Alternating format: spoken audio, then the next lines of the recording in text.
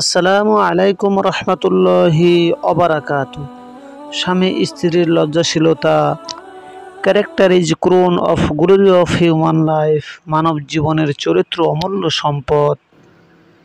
Health is lost, something is lost. স্বাস্থ্য হারালে সামান্য হারায়। Money is lost, nothing is lost. টাকা হারালে কিছুই হারায় না। Character is lost but everything is lost. চরিত্র হারালে একটা মানুষ সবই হারিয়ে ফেলে। স্বামী স্ত্রীর পারিবারিক জীবনের পবিত্রতা এবং সুস্থ বজায় রাখার জন্য প্রত্যেকেরই সর্বপ্রথম পালনীয় নিয়ম হচ্ছে উভয়ের লজ্জা শরমের প্রাধান্য দেওয়া।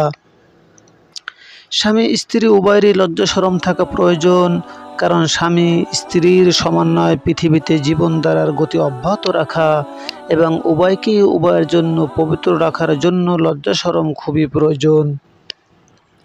স্বামীর যদি লজ্জা শরম থাকে তবে তাহার নৈতিক চরিত্র চিরদিন ভালো থাকিবে, ফলে কেহ তাহাদের পারিবারিক এবং দাম্পত্য জীবনে বিশৃঙ্খলার বীজ ঢুকাতেই পারবে না। তাদের সংসারে কোনো দিন বিপর্যয় এবং ভাঙ্গন দেখা দিবে না। স্ত্রীর চরিত্র একই রকম স্বামীর চরিত্র, অর্থাৎ স্বামীর পবিত্র চরিত্রের মতো সুন্দর পবিত্র হইতে হবে। এই অবস্থায় উভয়ের দাম্পত্য জীবন অতি মধুময় হইয়া দুনিয়া এবং আখেরাতে চিরশান্তির বীজ বপন করিতে পারিবে। স্বামী স্ত্রীর পারিবারিক জীবনের বন্ধনকে চিরস্থায়ী রাখার জন্য লজ্জা শরম খুবই মূল্যবান সম্পদ। এই সম্পদ স্থায়ী হইলেই উভয়ের প্রতি উভয়ের আকর্ষণ বেশি থাকে। স্বামী স্ত্রীর ভিতর প্রেম প্রীতি ভালোবাসা কমতি দেখা দেবে না।